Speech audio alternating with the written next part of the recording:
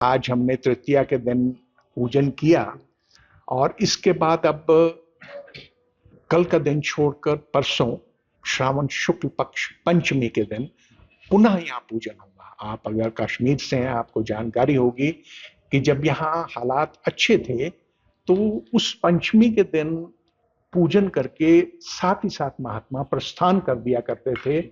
दशनामी अखाड़ा श्रीनगर से लेकर पवित्र गुफा अमरनाथ जी की गुफा तक यह यात्रा पैदल ही तय की जाती थी।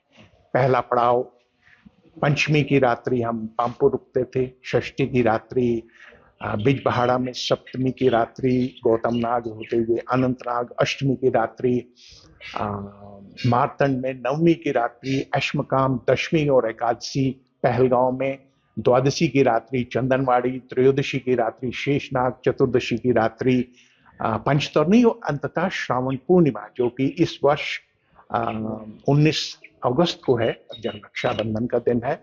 और वहां पर अब ये जो यात्रा हम यहाँ से प्रस्थान करेंगे तो 19 अगस्त को ये पवित्र छड़ी उस पवित्र गुफा में लेकर जाई जाएगी और वहां पर वैदिक मंत्रों से इनका पूजन होगा। और उसके साथ ही ये यात्रा का वो जो कड़ी जो आप ढूंढ रहे हैं वो वहां से समाप्ति की ओर बढ़ेगी। और उसके बाद हम पूर्णिमा की रात्रि पंचतरणी में पड़ाव करेंगे रात्रि, प्रतिपदा के दिन पहलगांव में, द्वितीय के दिन लिद्दर नदी पहलगांव के किनारे पूजन और विसर्जन होगा। उसके पश्चात महात्माओं के भोज के साथ ही इस वर्ष की स्वामी अमरनाथ जी की वार्षिक यात्रा शिव जी की अनुकंपा से संपन्न होगी। इसमें सिर्फ मैं इतना ही कहूंगा कि ये देव इच्छा है और ऐसे तो पूरा कश्मीर ही प्राचीन काल से ही शिव उपासकों की धरणी रही है, जिसमें अमरनाथ शिरोमणि श्रेष्ठ शिव धाम है, जो कि आज ही केवल पूरे भारतवर्ष में ही नहीं बल्कि पूरे विश्व के हिंदुओं की श्रद्धा और आस्था का केंद्र बना हुआ है। हमने पिछले वर्ष देखा लगभग 4.5 लाख तीर्थयात्रियों ने दर्शन किए और कल सायंकाल तक 6 अगस्त तक 5 लाख से कुछ ऊपर 5 लाख का जो आंकड़ा है वो तीर्थयात्रियों ने छू लिया। तो ये ना केवल उनकी अगाध श्रद्धा को प्रतिपादित करता है जो कि देश और विदेश से आने वाले तीर्थयात्री हैं, बल्कि धीरे धीरे जो प्रशासन है, स्टेट एडमिनिस्ट्रेशन है, उसने महीनों पहले इस यात्रा के लिए तैयारियां की।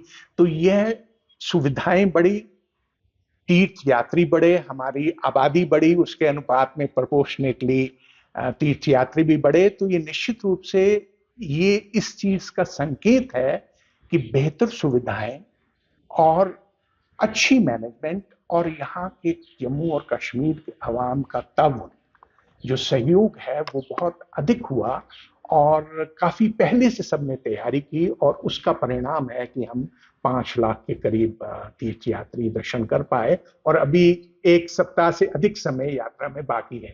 जो आपने दर्शन की बात कही वो देव इच्छा मैं मानता हूँ। बड़ी बातें की जाती हैं, ग्लोबल वार्मिंग, बहुत तीर्थयात्री सुबह से सायंकाल तक उस पवित्र गुफा में रुकते हैं तो जिस्मानी गर्मी और नाना प्रकार के इसमें तर्क दिए जाते हैं।